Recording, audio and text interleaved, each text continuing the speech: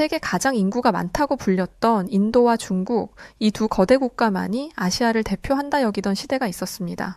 이 두 거대 국가보다 20배나 적은 인구와 30배나 적은 영토를 가진 이 나라는 아시아를 넘어 세계에서도 손가락에 꼽히는 강대국으로 자리 잡았습니다. 바로 우리 한국을 지칭하는 말인데요.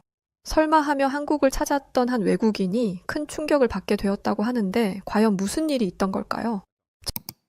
저는 아주 유망한 인도 IT 회사의 중간 관리자인 아룬 샤르마입니다. 제가 인도인이라 스스로 말하기 참 부끄럽기도 하지만 자국의 발전을 매우 자랑스럽게 여기며 자부심이 무척 강한 편이죠. 인도의 IT 산업은 지금까지도 빠르게 성장하고 있고 글로벌 기술 허브로 자리 잡고 있으니 말입니다. 인도 IT 산업은 2024년 기준 2,450억 달러, 약 320조 원 규모의 IT 및 비즈니스 프로세스 아웃소싱 산업이 GDP의 7.4%를 차지했어요. 이로 하여금 미국, 유럽 등 글로벌 시장에서 소프트웨어 개발 및 IT 서비스를 제공하고 있죠. 인도 정부의 디지털 인디아 정책 지원뿐 아니라 애플, 삼성 등의 기업이 인도의 생산시설을 구축하고 있다는 것만 봐도 반도체 및 하드웨어 산업 확대를 더욱 기대할 수 있는 부분입니다. 이런 자국의 발전에 힘입어 저는 제 직업을 택하게 되었고 만족도가 매우 높은 편이죠. 늘 바쁜 편이긴 하나 최근 IT 기업에서 큰 프로젝트를 맡으며 아시아 전역을 돌아다니며 출장을 다니게 되었습니다. 인도에 있는 날이 별로 없을 정도로 늘 바쁜 일정을 소화하는 편이긴 하나 그만큼 제가 잘 나간다는 것을 의미하기에 저는 좋았어요. 아룬, 이번에도 또 곧바로 나가야 하는데 피곤하겠네. 이번 프로젝트는 알다시피 중요한 건이니까 특별히 신경 좀 써줘. 뭐 말 안 해도 알아서 잘하겠지만 이제 거의 중국이 제2의 고향 수준 아니야? 하도 출장이 잦은 편이긴 하나 중국 출장을 많이 가는 편이라 다들 제게 우스갯소리로 제2의 고향이 아니냐고 할 정도였습니다. 그러니까 말이에요. 이 정도면 중국에 그냥 집을 한 채 사둬야 할 판이에요. 프로젝트 잘 수행하고 올 테니 염려 마세요. 그래도 중국은 꽤 자주 갔던 국가이고 제게 중국 출장 경험은 정말 큰 스펙이자 자랑이었어요. 인도는 아시아 중에서도 인도와 중국을 가장 강력하고 우수한 나라라고 생각하고 있습니다. 그런 우수한 나라에 직접적으로 출장을 가서 현장을 경험하고 비즈니스를 실현하는 것은 아무나 할 수 있는 일이 아니라 생각했죠. 실제로 제가 중국 출장을 다녀오고 나면 동료들은 제게 중국에 대해 묻기 바쁘고 저는 대답하기 바빴습니다. 중국은 확실히 대단하더라고. 역시 유일하게 인도와 함께 아시아를 이끌 수 있는 IT 강국은 중국뿐이야. 최첨단 인프라뿐 아니라 거대한 시장 규모까지 입이 벌어지더라니까. 저는 제가 중국 출장에서 경험한 것들을 하나씩 말해줬어요. 제가 중국을 인도와 함께 아시아를 이끌어갈 유일한 IT 강국이라 생각하는 이유는 명확하게 있습니다. 우선 초고속 IT 인프라를 아주 인상 깊게 봤어요. 중국은 5G 기지국이 300만 개 이상 설치되어 있어 대부분의 도시에서 초고속 인터넷 사용이 가능했죠. 또한 거리의 CCTV와 교통 신호 시스템이 AI와 연결되어 실시간으로 차량과 보행자 분석이 가능했어요. 웨이신, 알리페이 등으로 모든 결제가 가능하여 정말 편리했고 공공 서비스도 앱 하나로 간편하게 해결되는 것을 보고 감탄을 금치 못했습니다. 이런 것들을 보니까 인도도 디지털화가 빠르다 생각했는데 솔직히 중국은 이미 한 단계 앞서 있구나 싶었어. 우리 인도도 더 발전할 필요가 있겠더라고. 그리고 인도는 정부 규제가 많고 승인받는데 한 세월이잖아. 근데 중국은 정부가 기업과 함께 밀어붙이는 느낌이라 의사결정 속도 자체가 완전 빠르더라고. 보통 AI 기능을 제안하면 1, 2주 안에 개발 및 테스트 완료 후 시장에 출시할 정도던데? 이 외에도 이미 AI를 실생활 곳곳에 적용하고 있는 것과 과감한 투자를 하는 중국의 방식, 그리고 자국 시장에 만족하지 않고 해외로 확장하려는 그 야망을 저는 정말 높게 평가했어요. 또 한편으로는 정말 부럽기도 했습니다. 이렇게 출장을 다니면서 새로운 것들을 접하면 저는 즉시 자국의 시스템에 입히려 노력했고 발전하려 애썼습니다. 그래서 제게 출장은 정말 중요한 기회이고 많은 것을 보고 느낄 수 있는 기회였죠. 이번 중국 출장은 그야말로 다시 한번 IT 강국의 대단함을 보고 올 수 있었고 중국에 대한 높은 존경심까지 들게 만들었어요. 이 출장으로 저는 중국을 더 강국이라 평가했고 인도가 조금 더 발전하면 그 뒤를 이을 수 있는 유일한 아시아국이라 생각했습니다. 중국에서의 업무를 마친 후 이어 한국에도 출장을 가게 되었어요.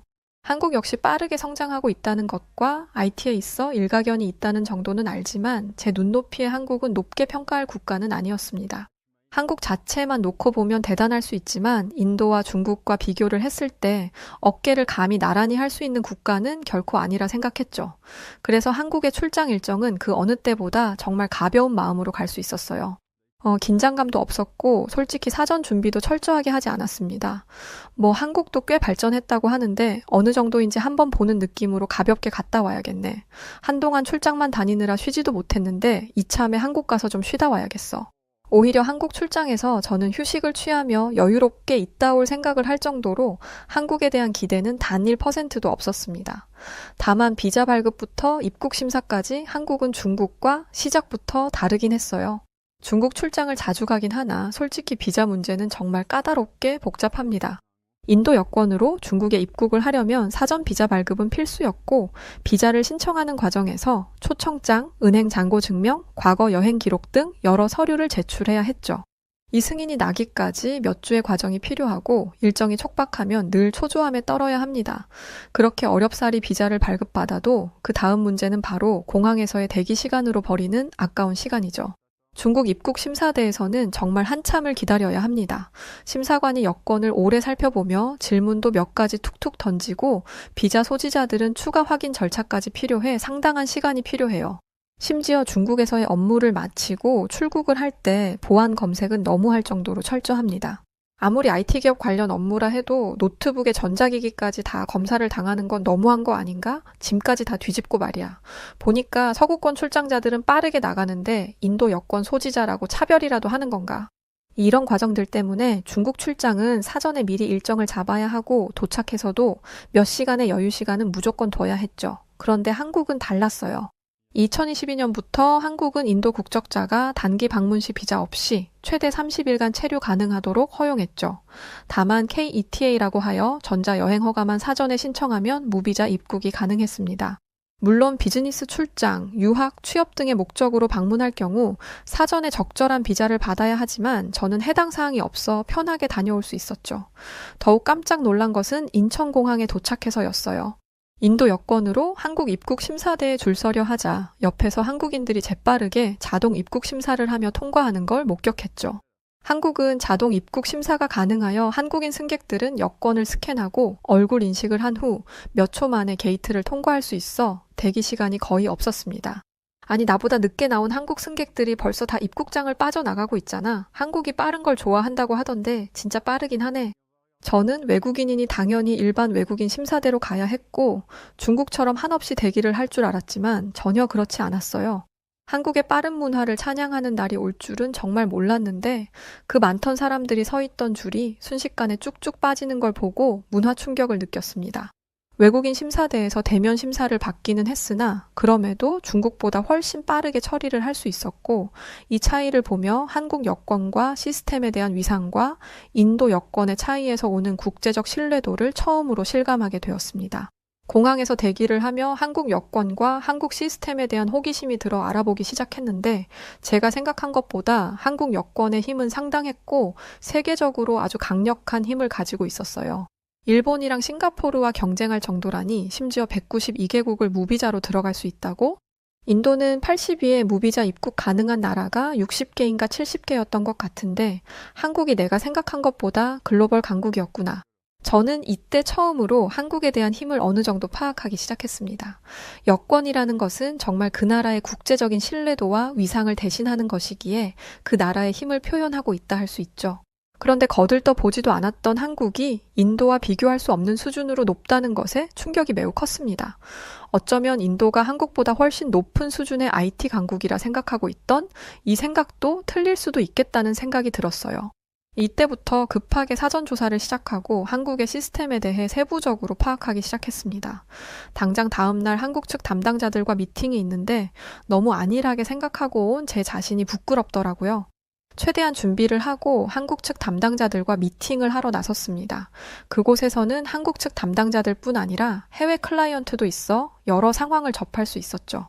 그런데 제대로 미팅을 시작하기도 전에 한국의 업무 환경에서부터 저는 차이를 느꼈습니다. 한국에서는 회의실 와이파이 속도가 1GBps에 가까웠고 5G도 끊김없이 원활했어요. 인도는 지역에 따라 인터넷 속도가 불안정한 경우가 많은 것에 비하면 초고속 인터넷의 인프라 설정이 된 업무 환경이 참 부러웠습니다. 또한 중국에 반했던 것과는 또 다른 느낌으로 한국의 IT 기업들은 현명한 결정을 빠르게 내렸고 프로젝트 진행 속도도 빨랐어요. 무엇보다 체계적인 시스템으로 각자의 역할을 해내며 돌아가는 회의실 내부의 상황에서 저는 정말 감탄을 금치 못했습니다. 심지어 한국 기업들은 대부분 클라우드 시스템을 적극적으로 활용해 원격 협업이 쉬웠죠. 인도는 클라우드 도입을 위해 노력을 하고 있긴 하나 보안 및 데이터 관리 측면에서 아직 해결할 과제가 많은 것이 현실이었거든요. 중국이 정말 대단하고 빠르다 생각했는데 한국은 빠른 건 둘째치고 진짜 체계적으로 움직이는구나. 심지어 한국은 디지털 전환이 제대로 이루어지고 있고 한국은 단순한 기술력뿐 아니라 시스템과 효율성 면에서 월등히 앞서고 있네. 한국 측 담당자들과 미팅을 하는 내내 저는 정말 놀라움에 어떠한 말조차 제대로 할 수가 없었습니다. 제가 상상한 이상의 수준을 뽐내는 모습에 말이죠. 인도가 IT 강국이라는 자부심이 상당히 강했던 저였지만 한국의 IT 시스템을 접할수록 선입견을 깨고 배울 점을 찾아야겠다는 생각에 전환이 생기기 시작했어요. 한국이 부러웠던 또 다른 이유는 해외 클라이언트와 원활한 협업을 진행하는 매끄러운 과정이었습니다. 이 모습을 보며 저는 한국의 국제적인 영향력을 체감할 수 있었거든요. 인도도 글로벌 기업이 많기는 하나 한국 기업들은 이미 미국, 유럽, 동남아 등 활발하게 협업을 하고 있었고 더 체계적이고 조직적인 방식으로 협업을 하고 있었습니다. 미팅을 마친 후 나와서 서울의 거리를 보니 한국이 새삼 달라 보이기 시작했어요. 이제야 비로소 제가 보지 못하고 지나쳤던 것들이 하나둘씩 눈에 보이기 시작했죠. 저녁을 먹으러 가는 길에 거들떠 보지도 않았던 한국의 깨끗한 거리가 눈에 보였고 밤 늦은 시간에도 안전한 분위기와 시끌벅적한 서울의 거리에 감탄했습니다. 인도에서는 도심 지역도 길거리에 쓰레기가 천지인데 한국은 길거리에 사람들이 쓰레기를 버리지를 않는구나. 쓰레기통이 곳곳에 다 있는 게 아닌데 어떻게 이렇게 깨끗하지? 이게 한국인들의 시민의식인 건가? 심지어 밤에도 이렇게 안전하다니 대체 이 나라의 치안은 어떻게 유지되는 걸까? 인도에서는 밤에 외출할 때 조심해야 하는 경우가 많기에 외출을 삼가하는 편입니다. 특히 대도시에서도 치안 문제로 늦은 시간에는 택시나 리키샤를 이용하는 게 일반적이고 여성의 경우라면 밤에 외출하는 건 꿈도 꿀 수 없는 일이죠. 그러나 한국은 늦은 밤에도 사람들이 자유롭게 거리를 다니는 것이 너무 신기했어요. 특히 한국의 전자결제와 무인 시스템이 생활 속에 녹아있는 것은 IT에 관심이 많은 제 입장에서 허를 내두르게 했습니다. 밥을 먹으러 식당에 갔는데 사람이 와서 메뉴를 주문하는 게 아니라 키오스크의 메뉴 이름과 이미지, 그리고 가격이 있어 제가 원하는 것을 선택할 수 있었고 결제까지 바로 할 수 있으니 진짜 편리했어요. 심지어 카드나 현금을 꺼낼 필요도 없이 핸드폰으로 QR코드를 찍어 바로 결제도 가능했죠. 이건 정말 IT 강국에서나 내세울 수 있는 기술력일 뿐 아니라 생활화하고 있다는 것에 많이 놀랐습니다.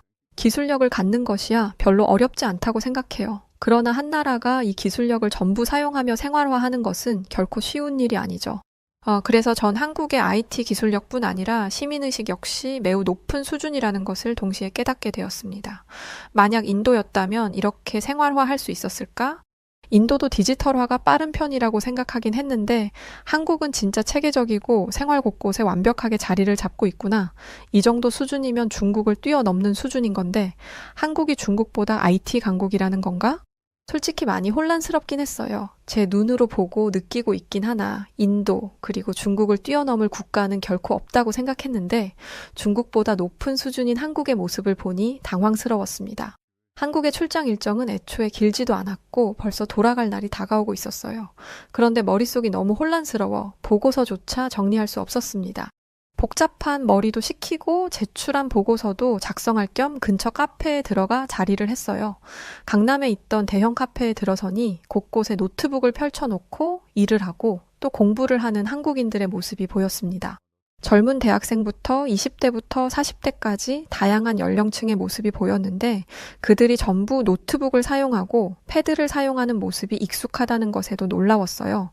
인도의 경우 이렇게 대중적으로 모두가 사용하는 편은 아니라 제 눈에 보이는 모습 자체가 참 신선했습니다.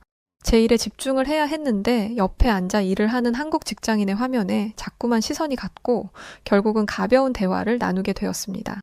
낯설어 경계를 할 법도 한데 정말 친절하게 대화를 나눠주는 한국 직장인에게 고맙기도 하고 정말 궁금한 것을 물어봤어요. 제가 몰래 염탐해서 불쾌하실 것 같지만 어디 여행 가실 건가 봐요. 화면 보니까 비행기표 예매하시는 것 같아서요. 네, 돌아오는 주말에 베트남 좀 가서 푹 쉬다 오려고요. 한동안 일만 죽어라 했더니 휴식이 좀 필요해서요. 비행기표만 끊으면 바로 갈 수 있으니 오늘의 숙제도 끝이네요. 저는 이 대화를 하며 한국인의 삶과 마인드에서 크게 놀랐습니다. 인도는 해외여행을 갈 때마다 비자 문제로 번거로운 절차를 거쳐야 하기에 비행기표만 끊으면 바로 갈 수 있다는 말 자체가 너무 낯설게 느껴졌어요. 저는 대화를 끝으로 같은 아시아국인데 왜 이렇게 차이가 날까 싶어 생각에 잠시 잠겼습니다.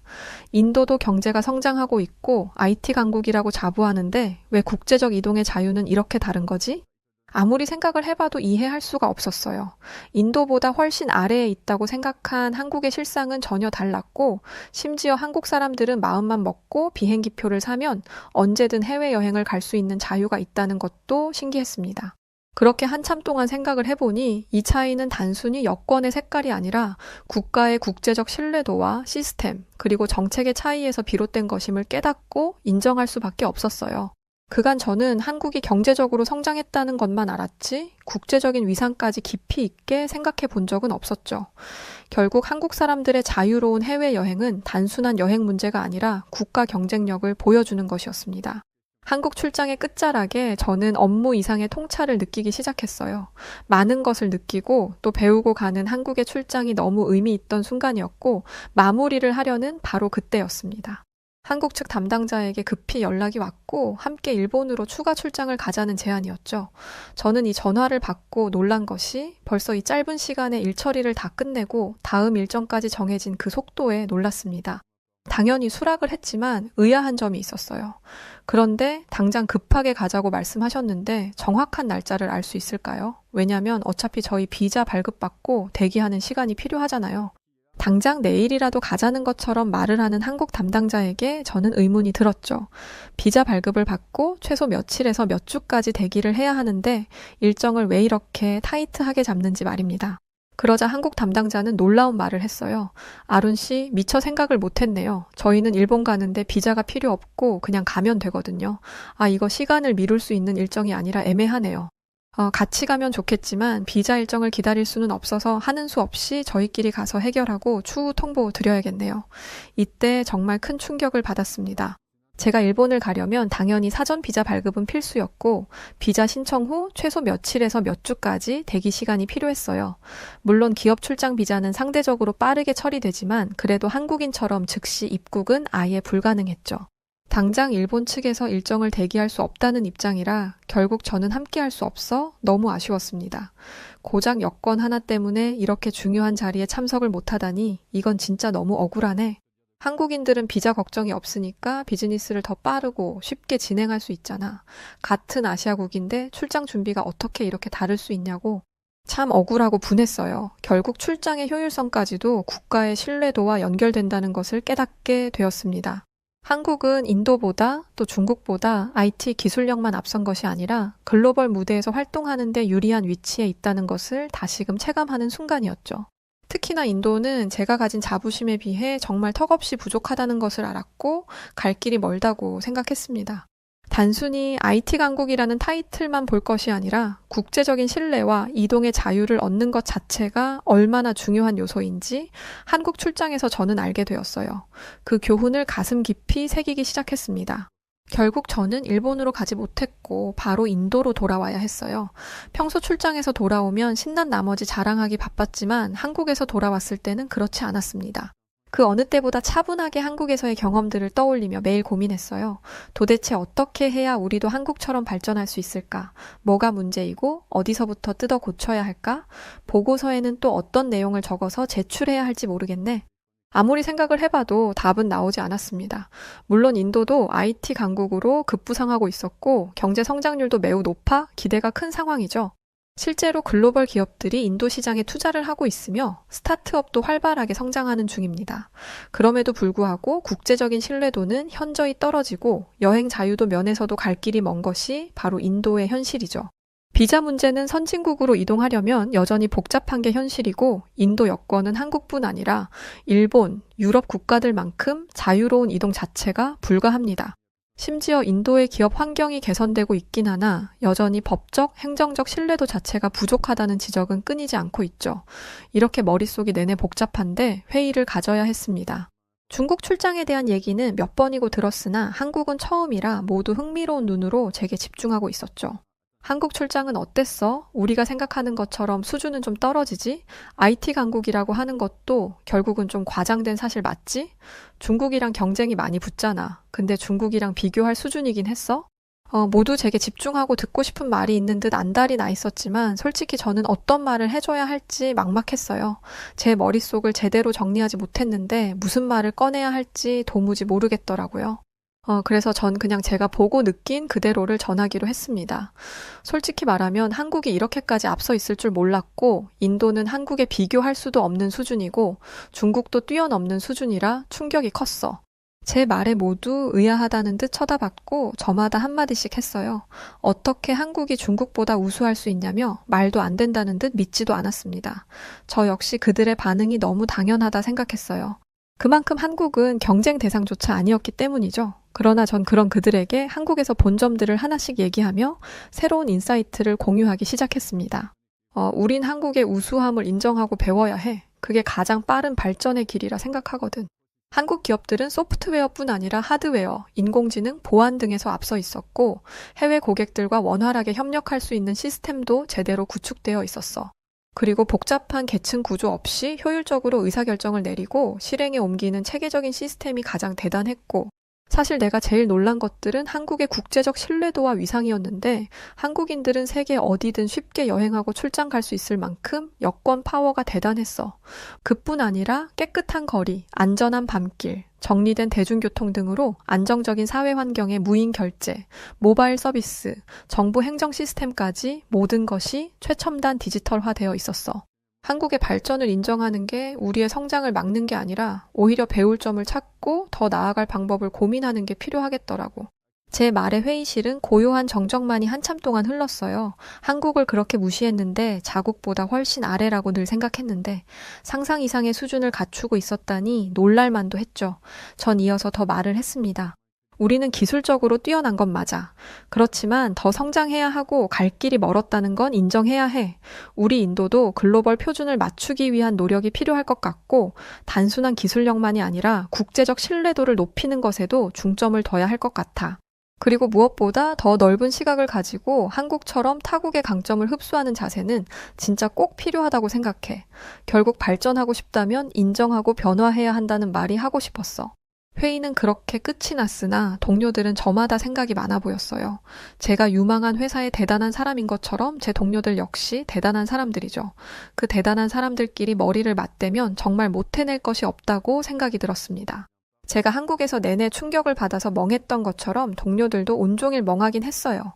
그들도 받아들이고 정보 수집을 할 시간이 필요하다 생각했습니다. 그리고 다음 날 다시금 회의는 열렸고 저희는 한국의 우수함을 높이 평가하며 인정하기로 했죠.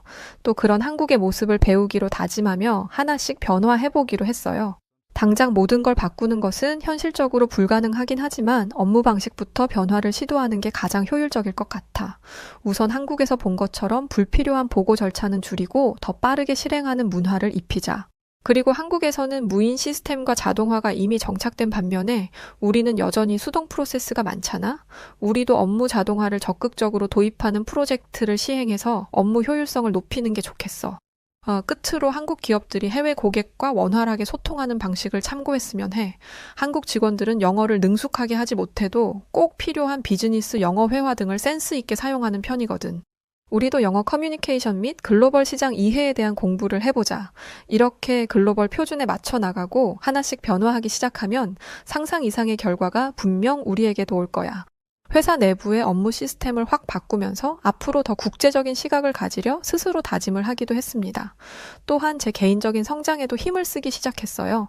회사의 환경만 바꿀 것이 아니라 제 태도를 바꾸는 것도 중요하다고 생각했습니다. 한국 출장 전까지는 인도 IT 시스템에 대한 자부심이 그야말로 하늘을 찌르며 콧대가 높았으나 이제는 다른 나라의 시스템도 배우려는 열린 자세를 갖기로 했습니다. 또한 최신 기술뿐 아니라 비즈니스 운영 방식과 사회 시스템까지 연구하기 시작했죠. 한국에서 배운 점을 바탕으로 하여 앞으로 다른 나라의 IT 업계를 직접 경험해 보기로 했으며 더 넓은 시각을 가지기 위해 글로벌 컨퍼런스 참석도 꾸준히 할 것을 스스로와 약속했습니다. 한국 출장 전까지만 해도 저는 현실에 안주하며 사회적 제 위치에 만족하면서 떵떵거리고 살았어요. 제가 인도인인 것도 너무 좋았고 인도가 아시아에서 중국이랑 유일하게 어깨를 겨눌 정도로 강한 나라라고 착각하며 살았죠. 그렇다 보니 제 스스로를 발전할 생각은 아예 하지 않았습니다. 지금도 이렇게 완벽하게 살고 있는데 뭐하러 더 공부를 하고 알아봐. 그 시간에 난 좀 쉴래. 난 지금의 내 삶에 충분히 만족하고 있으니까. 이렇게 자신만만해하며 살다 큰 코를 다쳤다고 생각해요. 만약 제가 한국 출장을 가지 않았더라면 결과는 정말 처참했을 거라 예상합니다. 한국을 끝까지 무시해서 굳이 거기까지 왜 가야 하냐고 출장을 거부했다면 말이죠. 아마 하늘에서 제게 그만 거만하고 현실을 직시하여 변화하라는 정말 인생의 마지막 기회를 준 것이 아닐까 싶습니다. 전 한국에 다녀온 후 직접 경험하는 것이 얼마나 중요한지도 깨닫게 되었어요. 늘 실제 경험보다 인터넷과 뉴스에서 얻은 정보로 대충 판단하는 경향이 있었습니다. 이 또한 사회적 지위가 높다는 이유로 대충 설렁설렁 알아보고 이거겠구나 싶은 내용으로 선택해서 늘 평가하며 살았었죠. 그나마 비즈니스 미팅이 있어야 출장을 가는 거고 출장을 가서 현장을 보고 느낀 것들이 있을 때야 조금의 생각 변환이 있던 것이었습니다. 한국 출장 전과 후 뭐가 가장 달라졌냐고 묻는다면 전 자신 있게 말할 수 있어요. 이제 단순히 콧대 높게 자리만 대충 지키는 IT 전문가가 아니라 더 넓은 세계를 보는 정직하고 현명한 리더로 성장하고 있다고 말이죠. 또한 세상을 넓게 보면 볼수록 우리가 얼마나 더 성장할 수 있는지에 대한 깨달음을 얻을 수 있었고 그 믿음으로 새로운 목표를 하나씩 설정해 나가고 있습니다. 이 정도면 충분하잖아. 안 그래? 나더러 뭘 더 알아보라는 거야. 제가 늘 했던 말이었어요. 현실에 안주해 건방을 떨던 때의 제 모습은 이제 사라졌고 요즘에 저는 이 말을 가장 많이 하고 있어요. 할 수 있어. 그런데 현실을 직시하고 아직도 배울 게 많다는 겸손한 자세는 필수야. 겸손한 자세와 한국의 지혜로움을 배우려는 태도로 매일 다시 성장하고 있습니다. 제 변화에 상사들이 많이 놀라곤 하지만 더 놀라운 것은 눈에 보이는 변화였어요. 확실히 한국식 업무 환경의 일부를 도입했을 뿐인데 체계적인 시스템에서 나오는 효율성은 말로 다 하지 못할 만큼 만족도가 높습니다. 전 앞으로 제가 은퇴하는 그 순간까지 인도의 글로벌 신뢰도를 더 높일 계획입니다.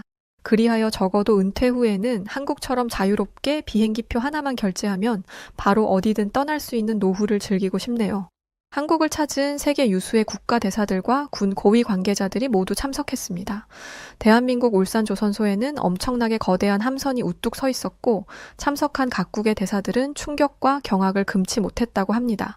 카를로스 델토르 미국 해군성 장관도 한국의 놀라운 해군력과 군함 건조 기술에 직접 한국의 건조 현장을 방문했었고 대공, 대함, 대지, 대잠 등의 수직 발사체계 기술력은 경탄까지 불러일으키고 있습니다. 세계 각국의 군함 건조 기술 평가를 위해 한국을 찾았던 그가 솔직하게 고백한 이야기, 지금 바로 시작하겠습니다. 구독자 여러분들 지금 좋아요 한 번씩만 눌러주세요. 안녕하세요. 저는 폴란드 해군 대위인 마렉 자비에츠키라고 합니다. 제 임무는 폴란드 해군의 미래를 책임질 군함을 선택하기 위해 세계 각국의 군함 건조 기술을 평가하는 일이랍니다. 저는 이번 사연에서 제가 한국의 방위산업과 군함 건조 능력에 대해서 깨달은 바를 허심탄회하게 밝히려고 합니다. 물론 군사적으로 민감한 부분은 빼고요. 또 폴란드 군대와 관련해서 전문가로서 솔직한 입장을 밝히고 반면교사로 삼고 싶은 마음도 있고요. 개인적으로 저는 한국에 대해 막연히 친근감을 느끼고 있었어요. 그 이유 중 하나는 제 딸 때문이었어요. 제 딸은 열렬한 K-드라마와 K-팝 팬이거든요. 특히 한국 드라마 사랑의 불시착과 이태원 클라스가 폴란드에서 큰 인기를 끌면서 딸도 자연스럽게 그 흐름에 푹 빠졌어요. 제 딸 덕분에 저는 딸의 방 앞을 지나갈 때마다 흘러나오는 한국 드라마 OST를 수도 없이 들을 수 있었고 주말이면 딸이 추천하는 드라마를 함께 보기도 했답니다. 처음에는 단순히 가족과 시간을 보내는 정도로 시작했는데 어느 순간 저도 한국 드라마의 매력에 빠지게 됐죠. 탄탄한 스토리와 감정적인 몰입, 그리고 드라마에 녹아있는 동양적인 문화가 저 같은 서구인에게는 꽤나 흥미로웠어요. 이번 출장의 목적지는 한국이었어요. 폴란드는 근래 자국의 방위 능력을 강화하기 위해 최신식 군함을 도입하려는 계획을 세우고 이를 위해 조선업이 발달한 나라들을 방문하고 있어요. 상부에서는 저에게 이 임무를 일임했고 저는 이 임무의 중요성을 잘 알고 있었기에 준비부터 신중을 기했죠. 덕분에 이번 한국 방문이 단순히 업무가 아니라 어쩌면 드라마 속에서 보았던 그 나라를 직접 경험할 기회라는 기대감도 조금은 있었습니다. 조금 더 설명을 드리자면 폴란드는 발트해의 면에 있어 해상 안보가 정말 중요하답니다. 특히 최근에 러시아의 군사적 활동 증가로 인해서 폴란드 내부에서는 해상 방어 역량을 강화해야 한다는 목소리가 점차 높아지고 있죠. 또 폴란드는 나토의 일원으로서 동맹의 집단 방어에 기여해야 하고 이런 측면에서 폴란드의 해군력 증강은 필수적인 상황이기도 하고요. 군사적 측면뿐만 아니라 해상 무역로의 안전은 폴란드 경제에 매우 중요해요. 해군력 강화를 통해 해상 교역로를 보호해야 경제적 안정을 도모할 수 있기 때문이죠. 이처럼 최근 폴란드는 해군력 증강을 통해 국가 안보와 국제적 역할을 강화하려는 노력을 지속하고 있는 상황이죠. 하지만 솔직히 군사력과 관련해서는 한국에 대해선 큰 기대를 하지 않았어요.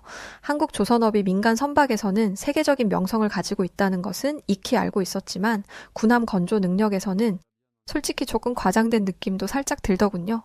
출장 전에 한국의 조선업과 군함 건조 능력에 대한 자료를 찾아봤지만 구체적인 정보를 얻기가 쉽지 않았어요. 다만 한국이 최근 친환경 기술과 자율운항 시스템 같은 첨단 기술을 군함 건조에 접목하고 있다는 이야기는 흥미로웠죠. 사실 폴란드는 한국의 K9이나 K2 전차를 사들이면서 육군 무기 체계에 대해서 높이 평가하고 있었습니다. 그러나 해군력에 대해서는 전혀 이해가 없었어요. 그래서 이번 한국 방문이 그런 기술을 실제로 확인할 기회라고 생각했죠. 제가 한국행 비행기를 타기 전날 밤에는 조금 긴장이 되더군요. 한국이 보여줄 기술과 시설이 과연 제가 상상한 것을 뛰어넘을 수 있을지 아니면 그냥 평범한 수준에 머무를지 확신이 서지 않았거든요. 오랜만에 먼 나라로 출장을 가는데 특별한 성과가 없으면 제 커리어에도 별로 도움이 되지 않을 것 같다는 생각도 들었다는 게 솔직한 마음이고요. 하지만 저는 폴란드 해군의 일원으로 어떤 편견도 없이 직접 눈으로 보고 판단해야 한다는 책임감을 가지고 비행기에 올랐어요. 비행기에서 한국의 조선업과 관련된 기사를 다시 읽으며 이 나라가 보여줄 기술적 잠재력에 대한 호기심이 조금씩 커졌어요. 이번 방문이 단순한 견학이 아니라 폴란드 해군의 미래를 결정짓는 중요한 열쇠가 될 수도 있다는 생각에 제 손에 든 노트북을 내려놓고 창밖을 바라봤어요. 인천공항에 도착하자마자 저는 현대적인 공항의 모습을 보고 정말 깜짝 놀랐어요. 깨끗한 시설과 빠르고 편리한 입국 절차는 저의 예상보다 훨씬 더 효율적이었거든요. 하지만 저보다 더 큰 반응을 보인 사람은 미칼이었어요.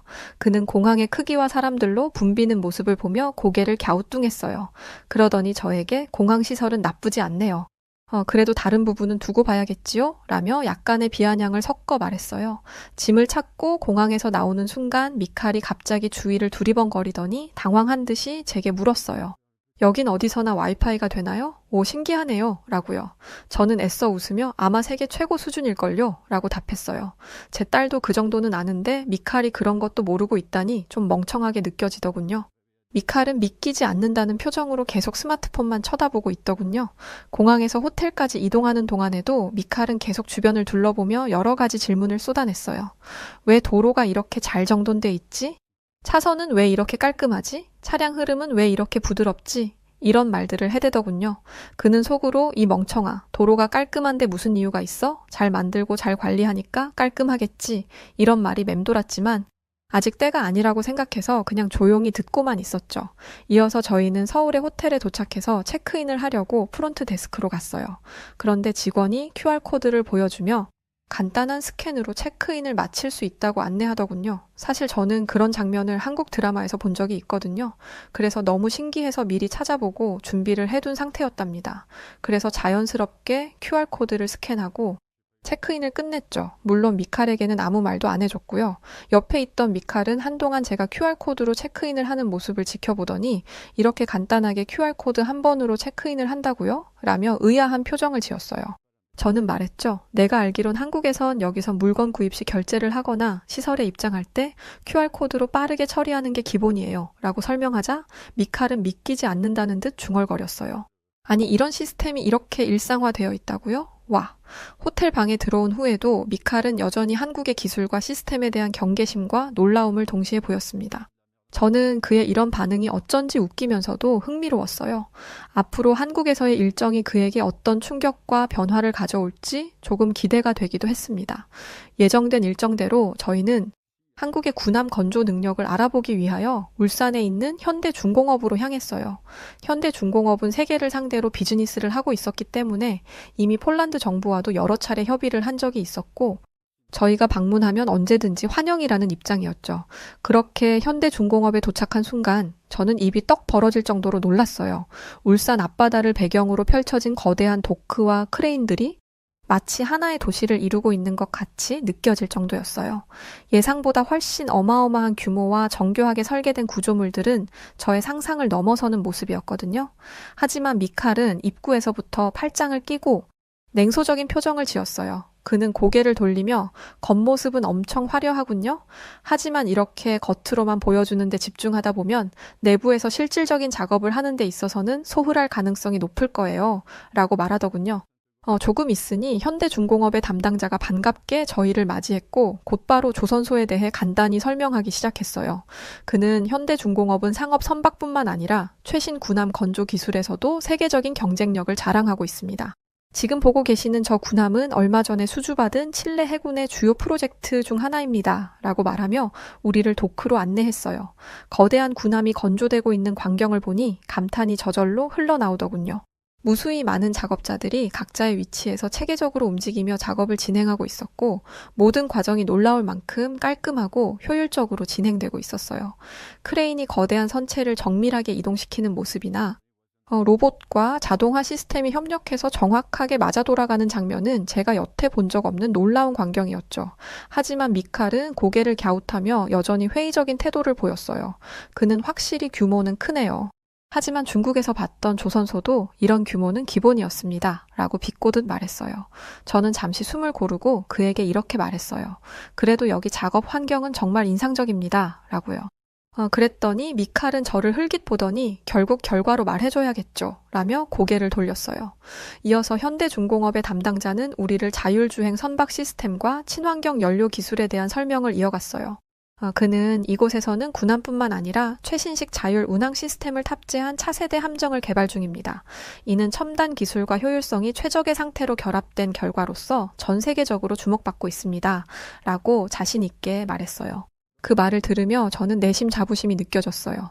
미칼의 비판적인 태도에도 불구하고 제가 보고 있는 것은 단순한 규모나 외관이 아닌 한국 조선업의 진정한 힘과 기술력이었으니까요. 하지만 미칼은 여전히 정말 대단하다면 결과물을 직접 확인해보면 알겠죠? 라고 말하며 고집을 꺾지 않더군요.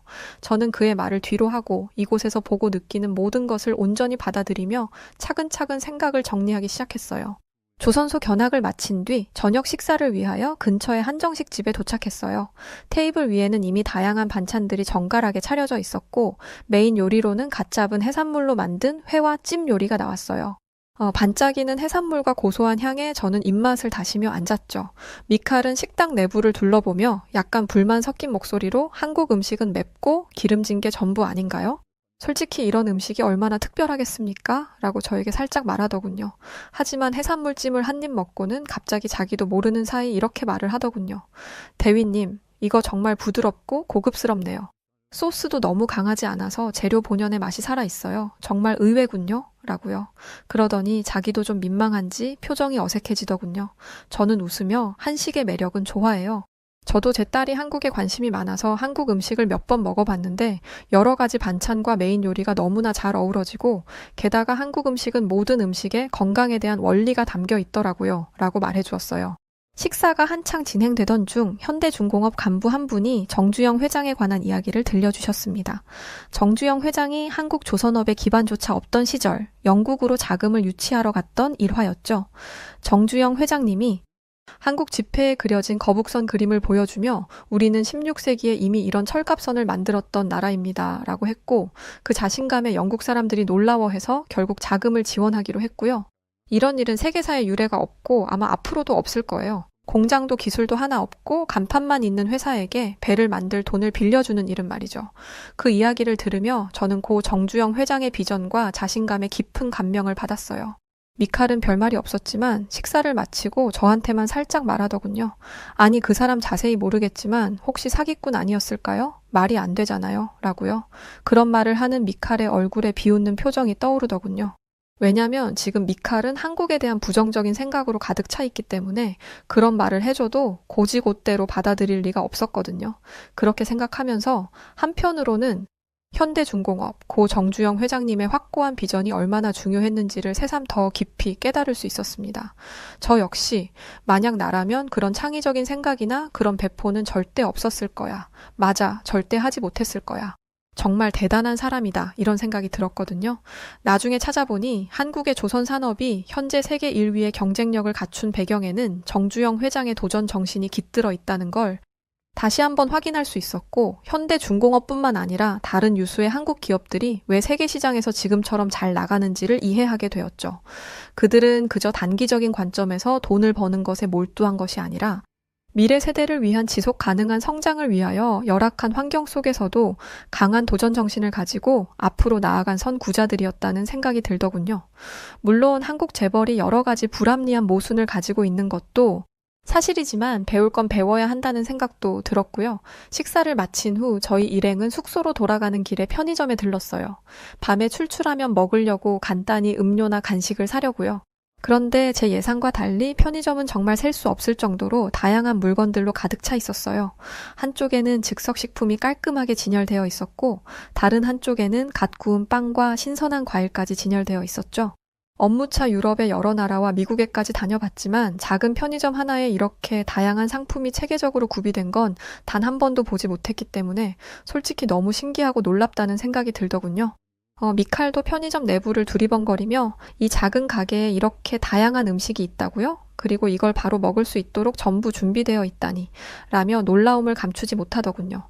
저는 미칼이 이렇게 자신도 모르는 사이 한국 문화의 섬세함에 점점 매료되는 모습을 보니 좀 우스꽝스럽다는 생각이 들더군요.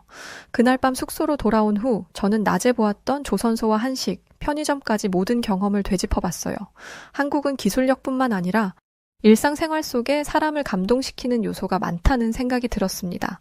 다음 날, 저희는 현대중공업 울산조선소에서 진행되는 정조대왕암 인도식에 참석했어요. 이번 행사는 폴란드뿐만 아니라 한국산 군함에 관심이 있는 많은 나라의 대사들과 군 고위 관계자들이 참석하는 중요한 행사였고, 저희의 출장 일정도 여기에 맞춰져 있었죠. 현대중공업 울산조선소의 정조대왕암 인도식은 예상보다 훨씬 성대했습니다. 행사장에 들어서자마자 거대한 함선이 우뚝 서 있는 모습에 압도되지 않을 수 없었어요. 주한 폴란드 대사와 함께 참석한 우리는 주요 인사들과 나란히 자리했는데, 모로코, 칠레, 태국, 페루 등 각국에서 온 정부 인사들의 모습이 눈에 띄었어요. 한국의 조선 기술력이 국제적으로 이렇게 주목받고 있다는 사실을 보니 더 믿음이 가더군요. 인도식이 시작되자 정조대왕함에 대한 설명이 이어졌어요. 방위사업청 담당자는 정조대왕함이 최신 스텔스 기술과 고효율 추진 시스템을 갖춘 대한민국 해군의 차세대 기함이라고 강조했어요. 그는 이 함선은 카를로스 델 토로 미국 해군성 장관이 직접 건조 현장을 방문했을 만큼 국제적으로도 주목받는 프로젝트입니다. 라고 덧붙였어요. 이 말에 주변에서 경탄의 소리가 들렸고, 그 말을 들으니 저도 왠지 어깨에 힘이 들어가더군요. 하지만 미칼은 어깨가 축 처져 보였어요. 이어지는 설명에서 정조대왕함의 놀라운 기능과 우수성이 차례로 소개되었습니다. 최신 이지스 전투체계를 탑재하여 탄도미사일의 탐지, 추적, 요격까지 가능한 이 구축함은 단순히 방어에 그치지 않고 강력한 공격력까지 겸비한 꿈의 구축함으로 불린다고 했어요. 그뿐만 아니라 정조대왕함은 한국형 수직 발사체계 2를 적용해 대공, 대함, 대지, 대잠 등 다목적 유도 무기를 운용할 수 있다는 설명이 이어졌죠. 통합 소나 체계도 국내 기술로 개발되어 잠수함에 대한 장거리 탐지와 공격이 가능해졌고, 이를 통해 수중 위협까지 완벽히 차단할 수 있다니 저는 정말 놀랍다는 생각에 아무 말도 할 수가 없었죠. 저 역시 해군 군사 전력 담당 간부로서 지금까지 많은 나라의 수많은 군함들을 보고 연구해왔지만 이 정도의 수준을 갖춘 군함은 거의 본 적이 없었거든요.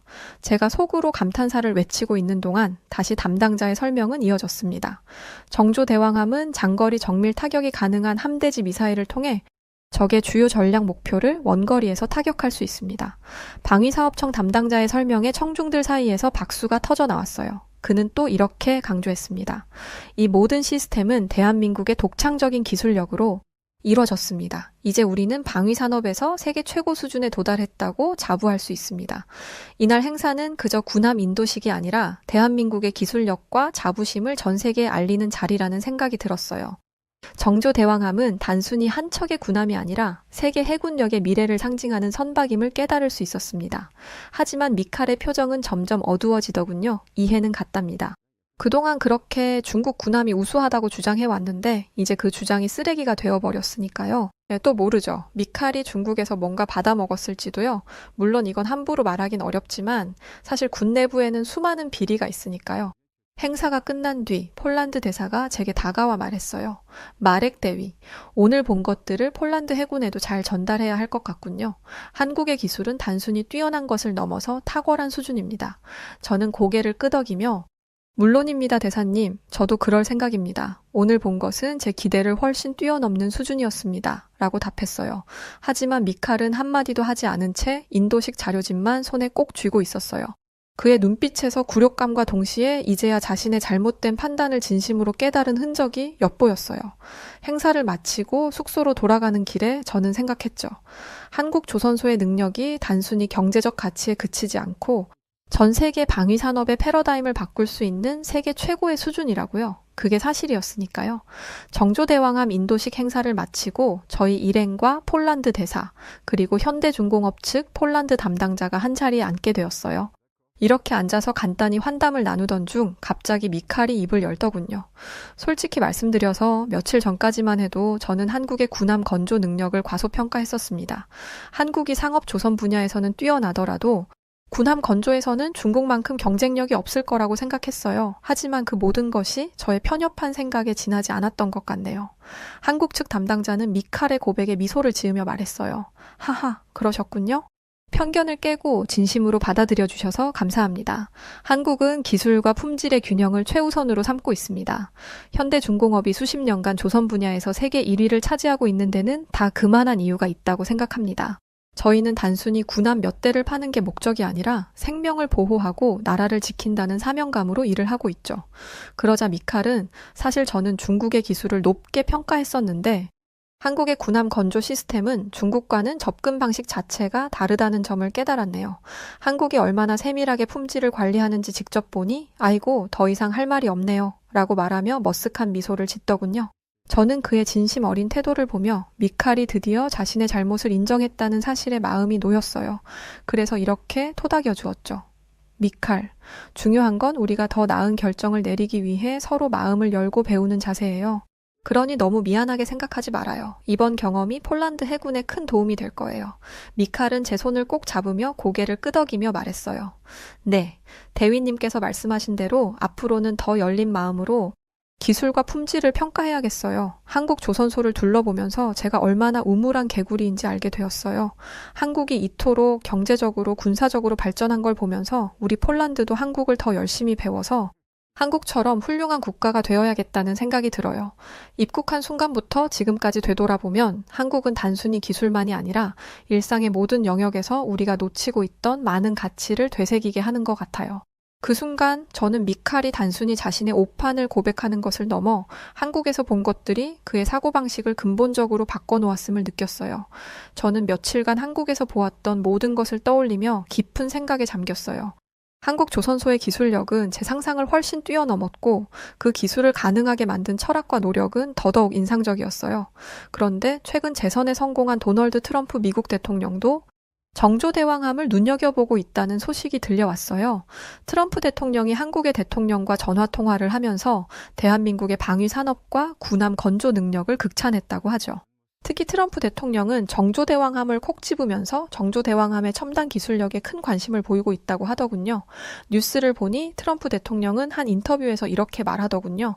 정조대왕함은 스텔스 기술, 다목적 전투 능력, 그리고 방위 시스템의 완벽한 조화를 보여줍니다. 한국은 정말 놀라운 나라입니다. 저는 미국 해군도 이런 혁신적인 함정을 갖출 수 있도록 모든 노력을 기울일 것입니다. 라고요. 그러면서 트럼프 대통령은 미국도 비슷한 함선을 개발하고 싶다는 의지를 밝히며 한국과의 방위 기술 협력을 확대하겠다고 선언했죠. 세계 최강의 군사력을 갖춘 미국 대통령이 한국의 방위 산업과 군함에 대하여 이토록 극찬을 하는 걸 보니 한국의 방위 산업이 얼마나 국제적으로 인정받고 있는지를 다시 한번 실감할 수 있었답니다.